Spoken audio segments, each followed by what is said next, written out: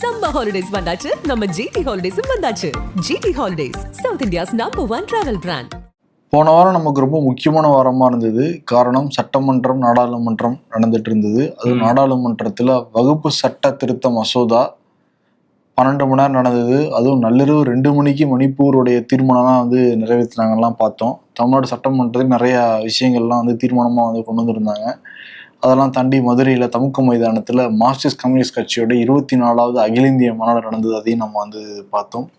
ஓவராலாக ஒரு ஹாப்பனிங்காக இருந்தது போன வாரம். அதெல்லாம் தாண்டி ட்ரம்ப்போடைய டேரிஃபு, ஆமாம், அதை ஒட்டிலாம் நிறைய கேள்வி வந்திருக்கு. அதாவது டோல்கேட் கட்டணத்தை உயர்த்தியிருந்தாங்க, இந்த வக்ஃபு பில், இதை பற்றினா நிறைய கேள்விகள் வந்திருக்கு. ஷோக்குள்ளே போய் டீட்டெயிலாக பேசிடுவோம்.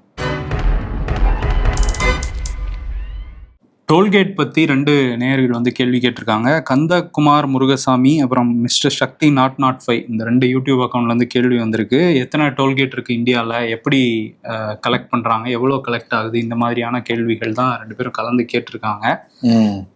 ஆமாம், இந்தியாவை பொறுத்த வரைக்கும் 1063 டோல்கேட் இருக்குது. தமிழ்நாட்டை பொறுத்த வரைக்கும் 77 டோல்கேட்டு. அதிகமாக இருக்கிற டோல்கேட்டு மாநிலம்னு பார்க்குறப்ப ஊப்பிலாம் நிறைய கலெக்டும் ஆகுதுன்னா சொல்கிறாங்க. இப்போ என்னன்னா, டோல்கேட்டு ஒரு காலாவதியான டோல்கேட் கூட எடுக்க மாட்டோம்லாம் சொல்லிட்டாங்க. ஏவா வேலு குறிப்பிட்டு கூட பேசியிருந்தாரு சட்டமன்றத்தில். நாங்கள் எக்ஸ்பைரி ஆனதுன்னு எதையுமே கணக்கில் எடுத்துக்க மாட்டோம்னு மத்திய அரசு சொல்கிறாங்க, அதை பாதி விலையாவது குறைங்கன்னெலாம் நாங்கள் கோரிக்கை வச்சுட்டு இருக்கோம்னு சொல்லியிருந்தாரு. இந்த டோட்டல் கலெக்ஷன் போன 2023-24 இந்த இயரில் எவ்வளோ கலெக்ட் ஆகிருக்கு அப்படின்னா 55,000 கோடி அப்படின்னு சொல்லியிருக்காங்க. இதை ரோட் டிரான்ஸ்போர்ட் மினிஸ்ட்ரியிலேருந்து மத்திய அரசு சார்பாக சொல்லப்பட்ட தகவல். இது லோக்சபாவில் சொல்லப்பட்ட தகவல். இந்த 55,000 கோடி அப்படிங்கிறது அடுத்த நிதியாண்டுக்கு எவ்வளோ டார்கெட் வச்சிருக்காங்கன்னா 70,000 கோடி டார்கெட் வச்சு நாங்கள் வசூலிக்க போறோம்னு சொல்லியிருக்காங்க. அதன் அடிப்படையில் தான் இந்த ஆண்டுக்கு 2 முறை ஏத்திக்கிட்டே போறாங்க டோல்கேட் கட்டணங்களை. அப்படி ஆண்டுக்கு ஒரு முறை 2 கட்டங்களா ஏத்துவாங்க. ஆமா, ஏத்திட்டு இருப்பாங்க. ஸோ இது 70,000 கோடின்னு இருக்காங்க. அடுத்த வருஷம் போக போக 1,00,000 கோடியை தாண்டி போவாங்க போல தெரியுது.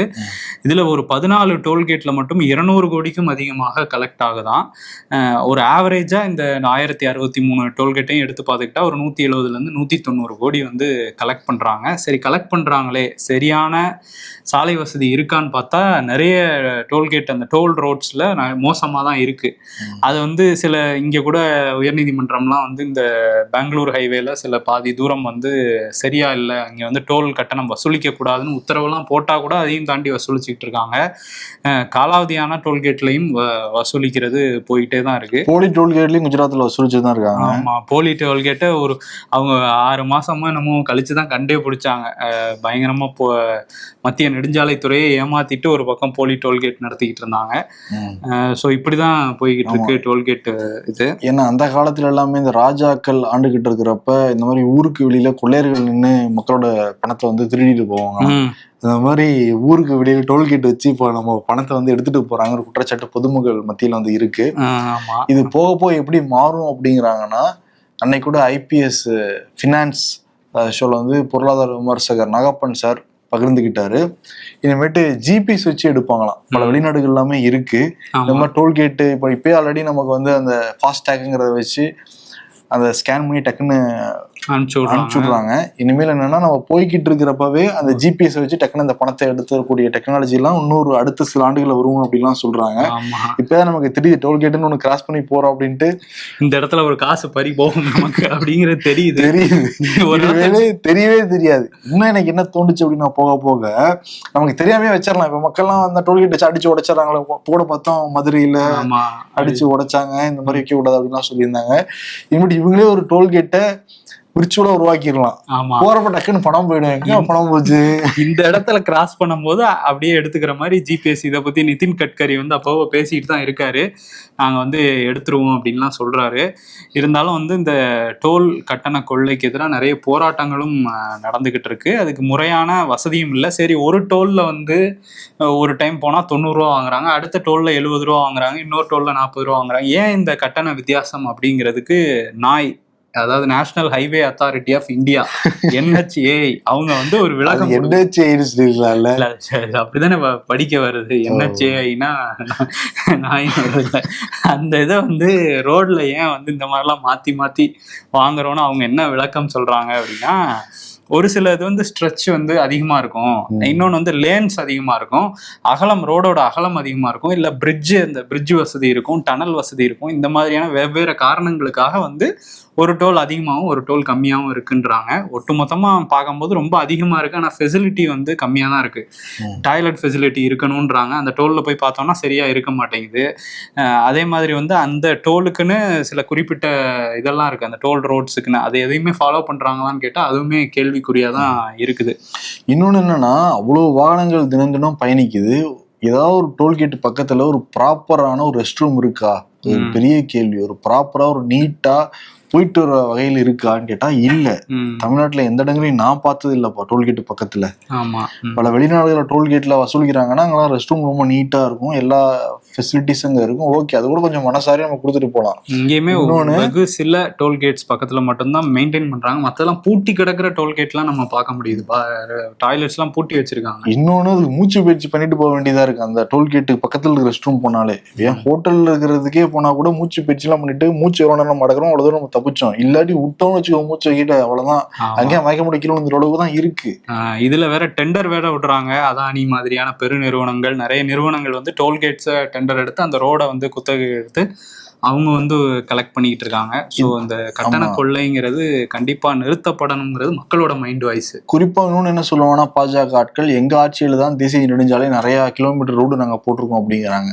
இது காங்கிரஸ் என்ன வந்து சொல்றாங்க அப்படின்னா, நாங்க வந்து 2 லேனையும் சேர்த்து 1 கிலோமீட்டர் நாங்க சொல்லுவோம். அவங்க என்ன சொல்றாங்கன்னா, 1 லேனும் 1 கிலோமீட்டர், இன்னொரு லேனும் 1 கிலோமீட்டரா எடுத்துக்கிறாங்க. அப்ப 2 கிலோமீட்டர் நாங்க போட்டோம்னு வந்து கணக்கு காமிக்கிறாங்க அப்படின்னு ஒரு குற்றச்சாட்டு வைக்கிறாங்க காங்கிரஸ் தரப்புல இருந்து. ஆமா, வாஜ்பாய் ஆட்சி காலத்துல போட்டாங்க தங்க நாற்கரை சாலையெல்லாம் போட்டு பிரச்சாரம் எல்லாம் பண்ணாலும் 2004 அவங்களுக்கு வந்து தோல்விதான் கிடைச்சது. அது ஒரு முக்கியமான ஒரு முன்னெடுப்பு தான் இல்லைன்னு நம்ம சொல்ல முடியாது.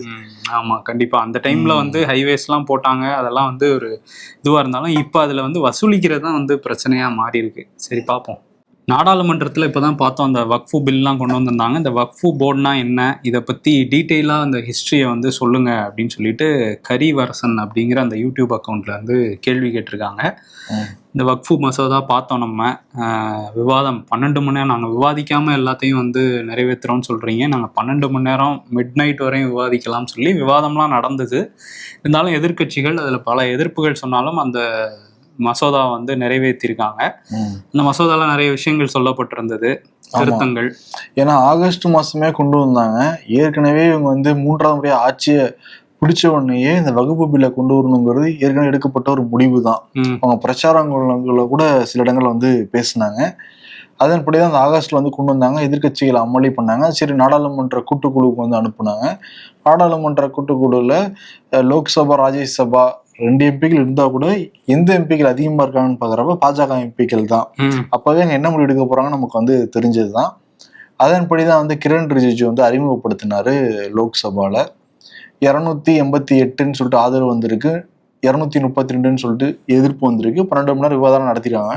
அதுல பல அம்சங்கள் இருக்கு, பல முக்கியமான அம்சங்கள் இருக்கு. முக்கியமா பாக்குறப்ப இந்த 1 லட்சத்துக்கு மேல வகுப்பு வாரியத்துக்கு வருமானமா வருது அப்படின்னா அது வந்து அரசால் நியமிக்கப்படுற தணிக்கையாளர்கள், ஆடிட்டர் வச்சு நாங்கள் ஆடிட் பண்ணுவோம்னு சொல்லிட்டு இந்த வகுப்பு பில்ல குறிப்பிடப்பட்டிருக்கு.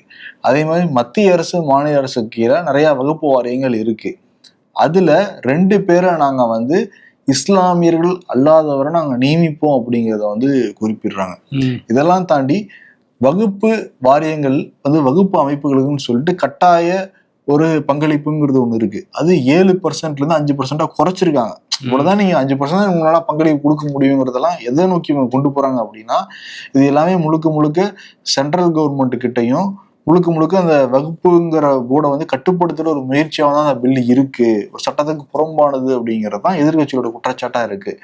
ஆனா ஆளும் தரப்பு வந்து என்ன சொல்றாங்க அப்படின்னா, இந்த வகுப்பு வாரியம் என்ன பண்றாங்கன்னா, பல இடங்கள் அரசாங்க சொத்துக்களே வந்து அவங்களோடது வந்து எடுத்துட்டு போறாங்க. பல ஊழல்களும் தொடர்ந்து வந்து நடக்குது. இது எவ்வளவு காலத்து தான் அனுமதிச்சுட்டு நம்ம இருக்க முடியும்? கடிவாளம் போட்டு தானே ஆகணும். அதனால இது ரொம்ப முக்கியமான ஒரு மசோதான்னு சொல்லிட்டு பாஜக தரப்புல இருந்து சொல்றாங்க. டிபேட் இன்னும் நடந்துகிட்டு இருந்தா கூட சட்டம் வந்து மசோதா வந்து பார்லிமெண்ட்ல லோக்சபா நிறைவேற்றப்பட்டிருக்கு. ஆமா, இது வந்து இப்ப நடந்த விஷயம். அவர் வந்து வக்ஃபுனா என்னங்கிறதெல்லாம் கேட்டிருக்காருல்ல, அது வந்து என்னன்னா, இப்போ இஸ்லாம் மத அடிப்படையில் பார்த்தோம்னா அந்த தொண்டு நோக்கத்துக்காகவோ இல்லை மத நோக்கத்துக்காகவோ ஒரு சொத்தை வந்து கொடுக்குறாங்க அப்படின்னா அதுதான் வக்ஃபு அப்படின்னு சொல்கிறாங்க. ஸோ இந்த சொத்து, இந்த வக்ஃபு அப்படிங்கிறது ஒரு அரபு சொல். அதுக்கு பொருள் வந்து தங்குதல் அப்படின்னு சொல்கிறாங்க. இப்போ வந்து அல்லாவின் பெயரில் ஒரு சொத்தை நாங்கள் கொடுக்குறோம் இந்த தொண்டுக்காக அப்படின்னு கொடுக்கும்போது அது அவர் பெயர்லேயே தங்கிடும் அப்படிங்கிற குறிக்கிறது தான் இந்த வக்ஃபு அப்படின்னு சொல்கிறாங்க. அதோட உரிமையாளர் வந்து அல்லாவாக தான் இருப்பார் அப்படிங்கிறது அவங்களோட மத நம்பிக்கை. இந்த வக்ஃபு சொத்துக்களை ஒரு நிர்வகிக்கிறதுக்கு, அதை வந்து கண்காணிக்கிறதுக்கு, அது தவறான முறையில் பயன்படுத்தப்படாமல் பார்த்துக்கிறதுக்கு, முறையான முறையில் பயன்படுத்துறதுக்கான வழிகளை வகுக்கிறதுக்கு, இது எல்லாத்துக்கும் தான் இந்த வாரியம் அப்படிங்கிறது அமைச்சிருக்காங்க. இது மத்தியில் வந்து ஒட்டுமொத்தமாக வக்ஃபு கவுன்சில்னு ஒன்று இருக்குது. அது கீழே மாநில வக்ஃபு வாரியங்களும் ஒவ்வொரு மாநிலத்திலையும் இருக்காங்க. ஸோ இவங்களுக்கு தான் வந்து இவங்க தான் அதை நிர்வகிக்கிறாங்க இந்த வக்ஃபு சொத்துக்கள் எல்லாமே. இது கீழே ஏதாவது பிரச்சனை அப்படின்னா ஒரு வக்ஃபு தீர்ப்பாயமும் வந்து அங்கே இருக்குது. அந்த தீர்ப்பாயம் கோர்ட்டாக செயல்பட்டு அதில் என்ன பிரச்சனை அப்படிங்கிறத வந்து ஒரு முடிவெடுப்பாங்க. ஸோ அதுக்கப்புறமும் பிரச்சனை வந்தால் அது வந்து மேல்முறையீடெல்லாம் வந்து உயர்நீதிமன்றம், உச்சநீதிமன்றத்துக்கெல்லாம் போன விஷயங்களும் இருக்குது.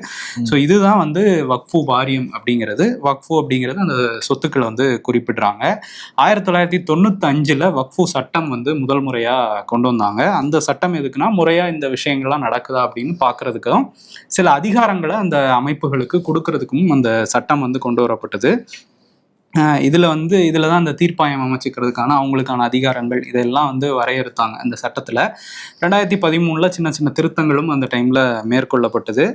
இந்த விஷயம் வந்து கோர்ட்டில் வந்து உச்சநீதிமன்றத்தில் 1998 இந்த வக்ஃபு சார்ந்த ஒரு வழக்கில் என்ன சொல்லியிருக்காங்கன்னா, வக்ஃபு சொத்துங்கிறது கடைசி வரையும் வக்ஃபு சொத்தாக தான் இருக்கும். அது வந்து எப்போவுமே வந்து அதை வாங்கவோ விற்கவோ முடியாது அப்படிங்கிறது அந்த உச்சநீதிமன்ற தீர்ப்பில் இருக்குது. இப்போ இந்த வக்ஃபு சட்ட திருத்தங்கள்லாம் கொண்டு வந்திருக்காங்கல்ல, அதன் மூலமாக என்னென்னா ஒரு தனிநபர் கூட இந்த சொத்துக்கள் எல்லாம் வளைச்சு போடக்கூடிய ஒரு விஷயமா தான் இவங்க சொல்ற விஷயங்கள்லாம் இருக்கு அப்படின்னு சொல்றாங்க. ஏன்னா இப்ப அளவீடு பண்றதுக்கெல்லாம் அந்த சொத்துக்கள் ஒண்ணு கொடுக்குறாங்க அப்படின்னா அது அளவீடு பண்றதுக்கெல்லாம் இவங்களே ஆள்லாம் இருப்பாங்க. ஆனா வந்து இவங்க மாவட்ட ஆட்சியரையோ இல்ல துணை ஆணையர் அந்த ரேஞ்சில் இருக்கவங்களையோ கொண்டு வராங்க. இஸ்லாமியர் அல்லாத 2 நபரை வச்சுக்கலாம் பிரதிநிதியான்னு சொல்றதன் மூலம் பாஜக காரங்க உள்ள வந்துருவாங்க. உள்ள வந்து அவங்க வந்து இதெல்லாம் ஒரு பிரச்சனை பண்ணி சொத்துக்களை அரசு கையகப்படுத்துறதுக்கான ஒரு வேலை தான் இது அப்படின்னு சொல்றாங்க. அதே நேரத்தில் இந்துக்களோட வாக்குகளை ஒருங்கிணைக்கிறதுக்காகவும் இந்து முஸ்லிம் ஒரு டிவைடு ஏற்படுத்துறதுக்காகவும் ஒரு பிரிவினை ஏற்படுத்துறதுக்காகவும் தான் இந்த சட்டம் கொண்டு வரப்படுதுங்கிறது எதிர்கட்சிகள் இஸ்லாமிய அமைப்புகள் தரப்புல சொல்லப்படுற ஒரு குற்றச்சாட்டு.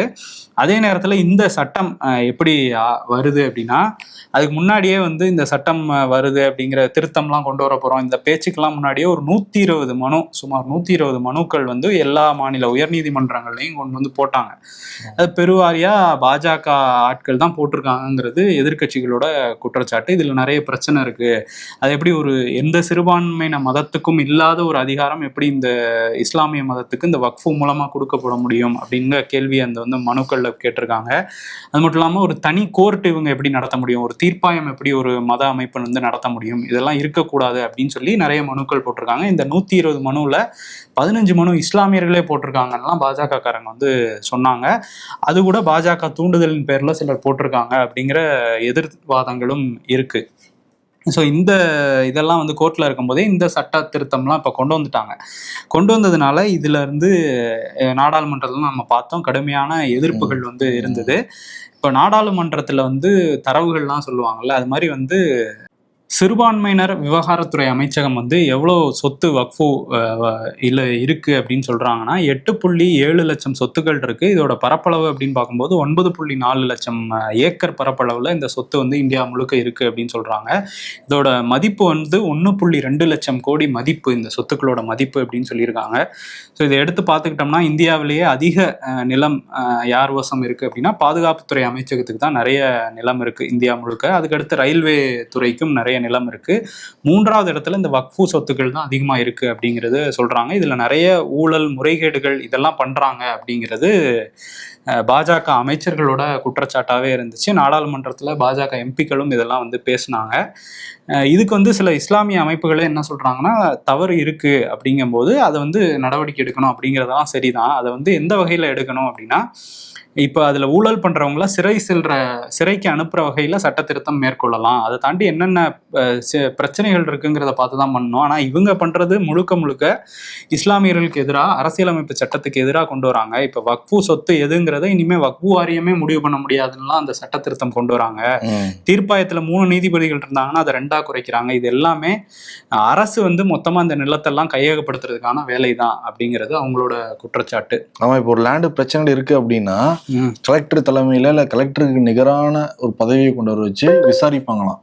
விசாரிச்சு இறுதி முடிவு யார் எடுப்பாங்க அப்படின்னா அது அதிகாரி தான் எடுப்பாங்களாம். அப்ப அதுலயே நமக்கு வந்து தெரியுது இல்ல எதை நோக்கி இவங்க கொண்டு போறாங்க அப்படிங்கிறது. ஆமா, அதனாலதான் கடுமையான எதிர்ப்புகளுக்கு மத்தியில இந்த மசோதா வந்து இப்ப அமலுக்கு வந்துருச்சு. ஸோ மசோதாவை இங்கே நிறைவேற்றிட்டாங்க. அடுத்தடுத்து இந்த சட்டத்தை நடைமுறை கொண்டு வரதுக்கான வேலையிலையும் மத்திய அரசு இறங்கியிருக்காங்க.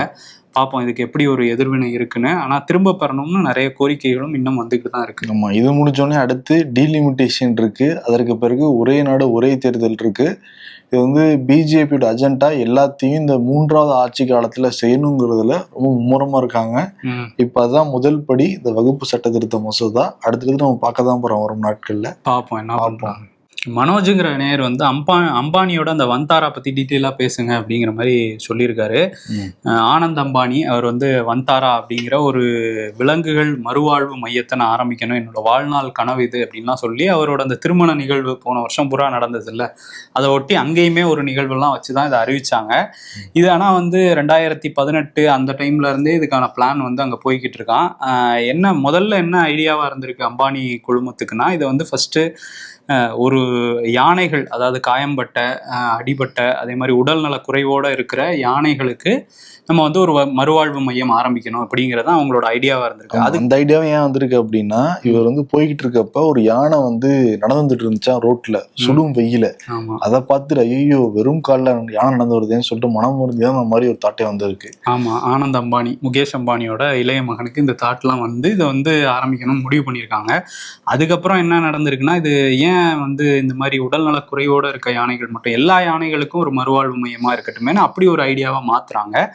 அதுக்கப்புறம் இந்த என்டேஞ்சர்ட் ஸ்பீசிஸ், அதாவது அழிவோட விளிம்புல இருக்கிற அந்த மிருகங்கள்லாம் வந்து நம்ம ஏன் எடுத்து வளர்க்கக்கூடாதுன்னு உள்ளூர் லெவலில் இதை ஆரம்பிக்கிறாங்க. அப்புறம் உலக அளவில் அழிவின் விளிம்பில் இருக்கிற அந்த மிருகங்கள்லாம் நம்ம கொண்டு வந்து ஒரு மறுவாழ்வு மையம் ஆரம்பிக்கணும்னு சொல்லி அதை ஒரு வழியாக மார்ச் 4ஆம் தேதி பிரதமர் மோடி வந்து திறந்து வச்சாரு. அங்கே வந்து நிறைய ஃபோட்டோலாம் எடுத்துக்கிட்டாரு, பயங்கரமாக பாராட்டியிருந்தாரு அந்த முயற்சியை. இது எங்கே அமைஞ்சிருக்கு அப்படின்னா, குஜராத்தோட ஜாம்நகர், அங்கே வந்து ரிலையன்ஸ் பெட்ரோ கெமிக்கல் காம்ப்ளெக்ஸ் ஒன்று இருக்குது. அந்த காம்ப்ளெக்ஸ்க்குள்ள ஒரு 3000 ஏக்கர் பரப்பளவில் இந்த வந்தாரா வந்து அமைக்கப்பட்டிருக்கு.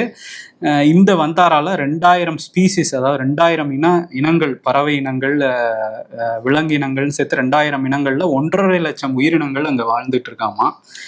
இது வந்து ஒரு இடத்துக்குள்ள சாப்பாடு போகணும்னு நினைச்சாலே நமக்கு ஆச்சரியமா தான் இருக்கு. ஆமா, அதை வந்து அங்க வந்து வச்சிருக்கிறோம் அப்படின்னு சொல்லியிருந்தாரு. அந்த வீடியோலாம் வந்தப்பயே நிறைய விமர்சனங்கள்லாம் வந்துச்சு. இந்த மிருகங்கள்லாம் ரொம்ப சுறுசுறுப்பாக இருக்குது, நீங்கள் வந்து உடல்நலம் சரியில்லாத ஒரு மறுவாழ்வு மையம்னு சொல்கிறீங்க, ஆனால் ஒரு ஜூ மாதிரி நீங்கள் இருக்குது அப்படின்லாம் விமர்சனம்லாம் வந்துச்சு. இந்த விமர்சனம் இங்கே மட்டும் வரல, சவுத் ஆஃப்ரிக்கா வரையும் இந்த விமர்சனம் வந்து போயிருக்கு. சவுத் ஆஃப்ரிக்காவில் இருந்து நிறைய மிருகங்கள் வந்து இங்கே இறக்குமதி செய்யப்பட்டு தான் இந்த வந்தாரால வச்சுருக்காங்க. அதில் வந்து சவுத் ஆஃப்ரிக்காவில் ஒரு 30 விலங்குகள் நல அமைப்பு, அந்த அமைப்புகள்லாம் சேர்ந்து ஒரு கூட்டமைப்பு உருவாக்கியிருக்காங்க. Wildlife protection forum of South Africa அப்படிங்கிற இந்த கூட்டமைப்பு அந்த நாட்டோட சுற்றுச்சூழல் துறை அமைச்சர் டியான் ஜார்ஜுக்கு ஒரு கடிதம் எழுதுறாங்க. அந்த கடிதம்ல எல்லாம் சொல்றாங்கன்னா, இது வந்து ஒரு லாப நோக்கத்தோட ஆரம்பிக்கப்பட்ட மாதிரி இருக்கு இந்த வந்தாரா, இது ஒரு மறுவாழ்வு மையம் மாதிரியே இல்லை, ஒரு உயிரியல் பூங்கா மாதிரி இருக்கு. எதுக்காக இங்க இருந்து வந்து நிறைய மிருகங்களை அங்க கொண்டு போனோம், அதுவும் அழிவின் விளிம்புல இருக்கிற இந்த மாதிரியான மிருகங்களை அங்க கொண்டு போய் வளர்க்குறது சரியா இருக்காது, இதுல விசாரணை நடத்தணும், இது சட்டத்துக்கு புறம்பா அங்க வந்து இறக்குமதி செய்யப்பட்டிருக்குன்னு எங்களுக்கு சந்தேகம் இருக்கு அப்படின்னு சொல்லி கடிதம் எழுதுறாங்க. அதுவும் குஜராத் மாதிரியான ஒரு இந்தியாவோட வெப்பம் நிறைந்த பகுதியில எப்படி எல்லா மிருகங்களும் சரியா வாழ முடியும் அப்படிங்கிற கேள்வி எழுப்புறாங்க. பொதுவாகவே அந்த கூட்டமைப்பு எப்படி செயல்படுற கூட்டமைப்புனா, ஒரு மிருகம் அப்படின்னா அதோட இயற்கை சூழல்ல தான் வாழணும், அதை பிடிச்சி அடைச்சு வைக்கவே கூடாது, அது எவ்வளவு ஃபெசிலிட்டியோட இருந்த ஜூவா இருந்தாலும் அங்க வந்து அதுங்க வந்து வாழ முடியாது, அதுங்க சிறைதான், அது சிறை மாதிரி தான் அப்படிங்கிற ஒரு கண்ணோட்டத்தோட இருக்கிற ஒரு அமைப்பு தான். அவங்க இதை வந்து கடுமையா எதிர்க்கிறாங்க. அங்கே மட்டும் இல்லாமல் இங்கேயுமே எதிர்ப்புகள் இருந்தது. விலங்குகள் நல ஆர்வலர்கள்லாம் பயங்கரமாக எதிர்த்தாங்க. குறிப்பாக அபூர்வா கோஸ்வாமிங்கிறவங்க அசாம்ல இருந்து ஒரு 21 யானைகளை ஒரு ஆம்புலன்ஸ் மாதிரியான ஒரு வாகனத்தில் அப்படியே எடுத்துகிட்டு வந்து குஜராத்தில் இறக்கியிருக்காங்க, ஜாம்நகரில். இதை பார்த்து கோபம் அடைஞ்ச அவங்க வந்து என்ன சொல்கிறாங்க அப்படின்னா, இப்போ உண்மையிலே அம்பானி குழுமத்துக்கு, அதாவது ரிலையன்ஸ் குழுமத்துக்கு விலங்குகள் மேலே அக்கறை இருக்குது, யானைகள் மேலே அக்கறை இருக்குன்னா, நீங்கள் அதிகமாக யானைகள் இருக்க அசாம்லேயோ அருணாச்சல் பிரதேஷ்லேயோ இப்படி ஒரு மறுவாழ்வு மையத்தை ஆரம்பிக்காமல் இங்கேருந்து 3500 கிலோமீட்டர் நீங்கள் கூட்டிகிட்டு போய் அங்கே வச்சு ஒரு இது பண்ண வேண்டிய அவசியம் என்ன? இது யானைகளை வதைக்கிற மாதிரி தானே அவங்க சொல்கிறாங்க. இந்த மாதிரியான பிரச்சனைகள் இருக்கும்போது இதை தொடர்ச்சியாக மறுத்துக்கிட்டே வராங்க வந்தாரா தரப்புலேருந்து. இதெல்லாம் பொய் குற்றச்சாட்டு, அப்படிலாம் எதுவும் இல்லை, நாங்கள் சட்டப்படி தான் பண்ணுறோம் அப்படின்லாம் சொல்லியிருக்காங்க. சட்டத்தை எடுத்து பார்த்தா வன உயிர் பாதுகாப்பு சட்டம் என்ன சொல்லுது அப்படின்னா, 2021 அதில் ஒரு சேஞ்ச் பண்ணியிருக்காங்க. அதுக்கு முன்னாடி எப்படி இருந்துச்சுன்னா, யானைகளை வந்து ஒரு இடத்துல இருந்து இன்னொரு இடத்துக்கு இடம்பெயர்வு செஞ்சு அங்கே வாழ வைக்கக்கூடாது அப்படிங்கிற ஒரு சட்டம் இருக்குது. ஆனால் அதை வந்து உரிய அனுமதி பெற்று நீங்கள் வந்து இடம்பெயர்வு செஞ்சு வச்சுக்கலாம் அப்படிங்கிற ஒரு சட்ட திருத்தம் பண்ணியிருக்காங்க. அது மட்டும் இல்லாமல் இந்த என்டேஞ்சர்ட் ஸ்பீசிஸை ஒரு தனியார் வளர்க்கக்கூடாதுங்கிற இந்தியாவில் தடை சட்டமும் இருந்திருக்கு. ஏன்னா ரொம்ப கம்மியாக இருக்கிற பறவை இனங்கள் ரொம்ப இதெல்லாம் வந்து தனியார்கிட்ட இருக்கக்கூடாதுங்கிறது ஒரு இது இருக்குது. அந்த சட்டத்தையும் வந்து இந்த இதுக்காக அப்படின்னா விலங்குகள் நல ஆர்வலர்கள் வந்து குற்றச்சாட்டுறாங்க. அம்பானிக்காக தான் இந்த சட்டத்தெல்லாம் மாத்திருக்காங்கன்னு, அதையுமே வந்து தளர்த்திருக்காங்க அந்த சட்டத்தையும். ஸோ இப்படிலாம் சட்டத்தை படிச்சோடனே தான் அம்பானி இந்த யோசனையோட வந்திருக்கலாம். அதனால வந்து அது வந்து அவருக்கு தான் வெளிச்சம். இதெல்லாம் வந்து பண்ணியிருக்காங்க. ஸோ இந்த பிரச்சனையில் இன்னொரு பிரச்சனையுமே இருக்குது. இந்த சவுத் ஆப்பிரிக்காவில் இருக்கிற அந்த வைல்ட் லைஃப் ப்ரொடக்ஷன் ஃபோரம் வெளியிட்ட அறிக்கையை பற்றி நிறைய தேசிய ஊடகங்கள்லாம் செய்தி வந்துச்சு. ஒரு சில தேசிய ஊடகங்கள் வந்து அதை நீக்கிட்டாங்க, ஒரு சில தேசிய ஊடகங்கள் அதை டைட்டிலாம் மாற்றி வேற மாதிரி மாற்றிட்டாங்க. இதுக்கு வந்து நார்த் ஈஸ்ட் நவ் அப்படிங்கிற ஒரு ஊடகத்துலையும் இதை வந்து பதிவு பண்ணியிருக்காங்க. அவங்க வந்து என்ன சொல்கிறாங்க அப்படின்னா, எங்களுக்கு இந்த செய்தியை போட்டோன்னே கால் வந்தது, மிரட்டல் கால் வந்தது, இதை செய்தி எடுங்கன்னு சொன்னாங்க. அதுக்கப்புறம் வந்து நாங்கள் காசு தரோம், இதை வந்து எடுங்கன்னுலாம் சொன்னாங்க. ஸோ பிஆர் ஆக்டிவிட்டி இதுக்கு பின்னாடி நடக்குதுன்னு அவங்க ஒரு விஷயத்த சொன்னாங்க.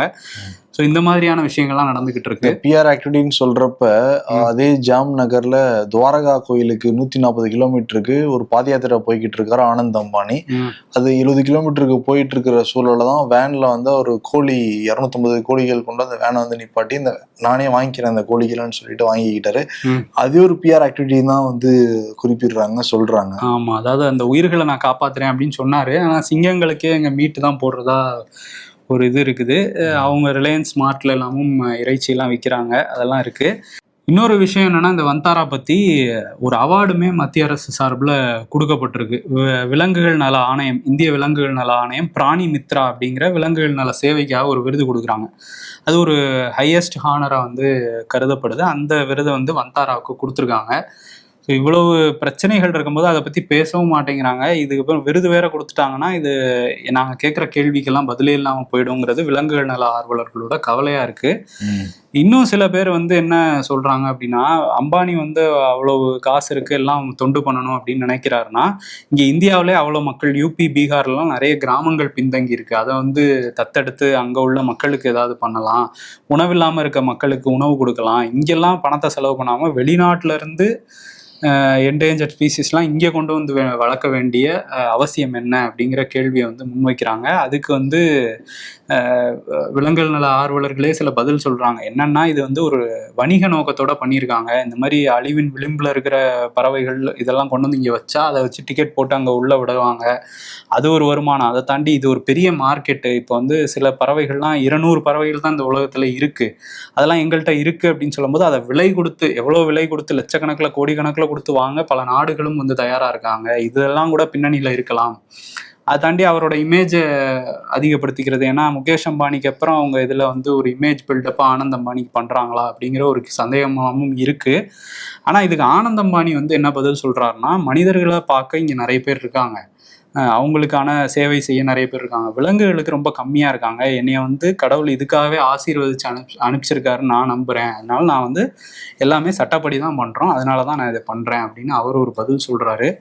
பட் இதை சுற்றி நிறைய சர்ச்சைகள் இருக்குது. இதுக்கு பதில் சொல்ல வேண்டியது, இந்த சட்டத்தெல்லாம் வளைச்சது யாருக்காகங்கிற பதில் சொல்ல வேண்டியது பிரதமர் மோடி தான். ஏற்கனவே அதானி கேள்விகளுக்கே பதில் இல்லை. அவர் மணிப்பூரை பற்றியே சொல்ல மாட்டாப்புல. இதெல்லாம் வந்து ஒரு சின்ன மேட்ரு, பிஸ்கூத் மேட்ரு அவருக்கு. இதெல்லாம் பதில் சொல்லுவார் அவரு. 4-5 போட்டோ வேற எடுத்துட்டாரு வந்துட்டாரால. போட்டோ 4-5 போட்டோ இல்ல, ஒரு போட்டோ ஷூட்டே வந்து பயங்கரமான எடுத்திருக்காரு. ஆனா ஒண்ணே நீங்க சொன்னீங்க ஏற்கனவே, அந்த டெலிகாஸ்ட் ஆன அந்த நியூஸ் எல்லாமே நீக்கப்பட்டிருக்கு, இல்ல டைட்டில் வந்து மாத்தப்பட்டிருக்குன்ட்டு மிரட்டலும் வந்திருக்கு அப்படின்ட்டு. இப்ப நம்மளா பார்த்தீங்கன்னா டிடிலாம் கூட நம்ம பேசியிருக்கோம். வீடியோ இருக்குமா இல்லைங்கிறத நம்ம நேரடியே பார்க்க தெரிஞ்சுப்பாங்க. டைட்டில் மாத்தப்படுறதா இல்லைங்கிறதையும் பார்த்துப்பாங்க. தமிழ் வரையும் வருவாங்களா அவங்களுக்கு? மராத்தி, ஹிந்தி, இங்கிலீஷ்னா இது பண்ணுவாங்கன்னு நினைக்கிறேன். இங்க பார்ப்போம். ஓகே, நன்றி, வணக்கம். சம்மர் ஹாலிடேஸ் வந்தாச்சு, நம்ம ஜிடி ஹாலிடேஸும் வந்தாச்சு. GT holidays, South India's number 1 travel brand.